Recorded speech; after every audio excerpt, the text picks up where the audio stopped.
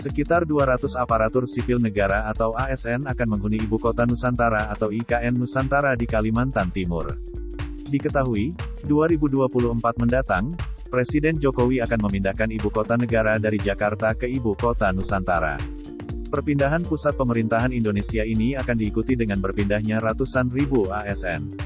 Dilansir dari Kontan, Menteri Pendayagunaan Aparatur Negara dan Reformasi Birokrasi, Menpan RB, Abdullah Azwar Anas mengatakan, pemerintah saat ini menyiapkan 4 skenario pemindahan aparatur sipil negara, ASN, ke Ibu Kota Negara Nusantara.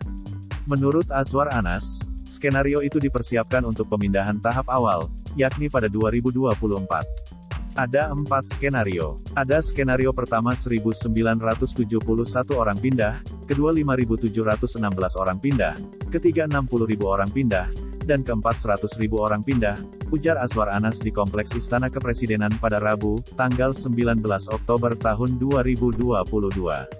Meski demikian, Azwar Anas menyebut bahwa 4 skenario di atas masih dalam tahap proses untuk ditentukan kepastiannya. Ia memastikan bahwa pada saatnya nanti akan ada salah satu skenario yang dipilih. Anas mengungkapkan, secara garis besar ASN yang nanti akan pindah pertama kali ke IKN adalah yang menangani kebijakan langsung soal ibu kota baru. Sementara itu, ASN yang selama ini menangani pelayanan dan bisnis masih bisa dipertahankan dulu di Jakarta. Ya Kemenpanrab kira-kira gitu ya. Skenarionya apakah semua kementerian pindah ke sana atau eselon yang terkait dengan IKN, terlebih dulu.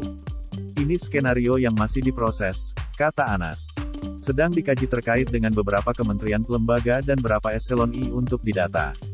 Bisa saja kementeriannya supporting tapi kebijakannya dia deputinya tidak terkait dengan IKN, ujarnya lagi. Sementara itu, untuk semakin meyakinkan para ASN pindah ke IKN, Azwar Anas menilai persiapan daya dukung harus dipercepat. Sebagai contoh, fasilitas perumahan, pendidikan, sarana kesehatan, pusat perbelanjaan dan sebagainya. Menurut Azwar Anas, jika fasilitas pendukung sudah memadai maka ASN tidak akan lagi merasa dipaksa pindah ke IKN.